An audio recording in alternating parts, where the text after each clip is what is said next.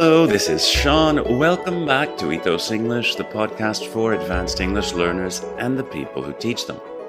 I'm very happy to report that I finally recovered from my Christmas cold, and I'm back to my old self after spending a couple of weeks in the doldrums. That is, feeling kind of down. Don't forget that you'll find a full-text version of the show, including links to all of the readings I mentioned in the show notes. As I go along, I paraphrase vocabulary you might have trouble with. At the end of the episode, I go over each item with a full definition and an example. Don't forget that I send out a monthly newsletter with a Quizlet flashcard set to help you memorize the vocabulary covered in each episode. All you have to do is go to the show notes at ethosenglish.com/podcast and you'll be prompted to sign up.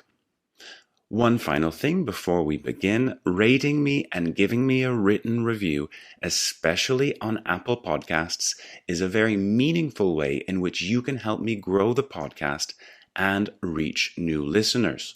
If you're interested in more content, feel free to follow me on Instagram at Ethos English with Sean. Now, on with the show. In the past month or so, there's been a flurry of articles, videos, and blog posts on the impact of the new artificial intelligence platform referred to as ChatGPT. When we say that there's a flurry of something, we mean that there's suddenly a lot of activity and people are busy doing something. Just as we can say that there's been a flurry of articles, we can say that there's been a flurry of activity, a flurry of interest, and a flurry of excitement. What's more, the verbs we often use in this context include prompt, unleash, and spark. So we could say that ChatGPT has prompted a flurry of media stories about AI. That is, ChatGPT has brought about or led to a large number of news stories in a short period of time. Now, back in episode 10, I discussed its potential use as a teaching and learning tool, and on the whole was pretty optimistic about its impact. Unsurprisingly, though, educators have a whole host of concerns to do with academic honesty. That is, they have a large number of concerns and are worried about this new technology and how it will allow students to cheat much more easily. So it was with great interest that I read a BBC News story about a 22-year-old undergraduate computer science student by the name of Edward Tian, who has discovered a way to outwit ChatGPT. If you outwit someone, or in this case something, you get an advantage over them or it by acting more cleverly and often by using a trick. In the BBC article, the link to which you'll find in the show notes at ethosenglish.com/podcast, Mr. Tian says the following: "This technology is only going to get better and better. AI is here to stay. This is the future." I thought this was worth quoting word for word because this quotation contains a very common chunk in English, namely, be here to stay. If something is here to stay, we mean that it has stopped being unusual and has become generally used or accepted. Edward Tian, a native of Toronto and undergraduate student at Princeton University, spent his winter break creating the app GPT-0, which is able to tell with a high degree of accuracy if a text was written by AI or by a human.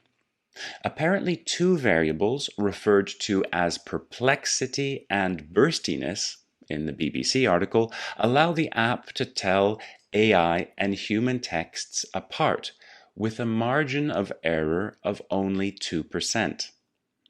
It's worth pointing out that Tian himself is not against the use of AI and has used it to write computer code, but does believe in the need for safeguards against misuse.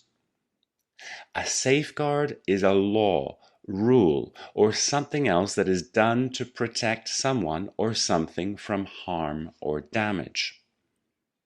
Apparently, one of the main differences between AI-generated text and human text is that people tend to vary the length of their sentences more than AI does.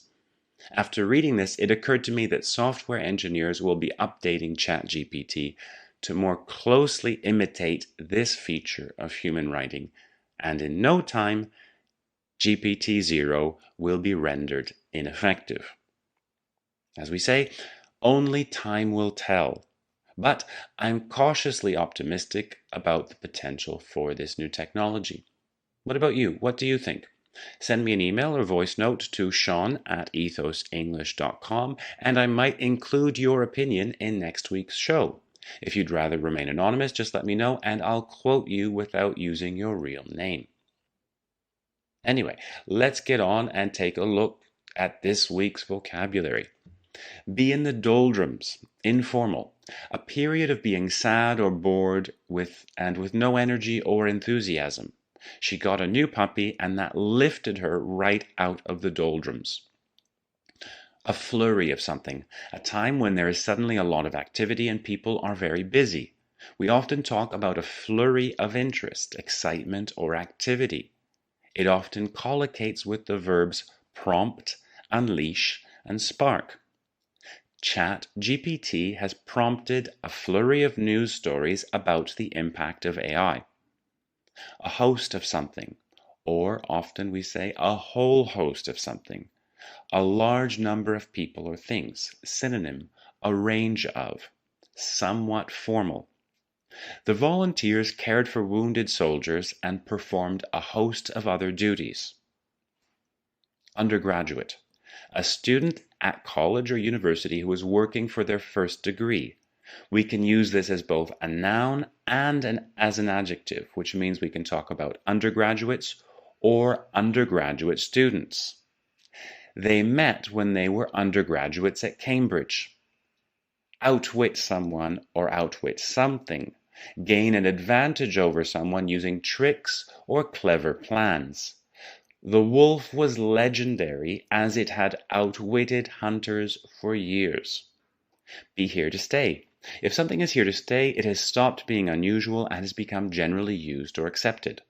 Whether we like it or not, social media is here to stay. Repeat something word for word, in exactly the same words. The newspaper reprinted her speech word for word. Tell. Know something or be able to recognize something because of certain signs that show this. Shockingly, many people are unable to tell if the text was written by a person or a computer. Tell two things apart. If you can tell two things apart or tell two people apart, you can see the difference between them so that you do not confuse them. Synonym, distinguish. It's almost impossible to tell the twins apart. In no time, informal, very soon or very quickly. We'll be home in no time. Render, formal, cause someone or something to be in a particular state. He was rendered almost speechless by the news.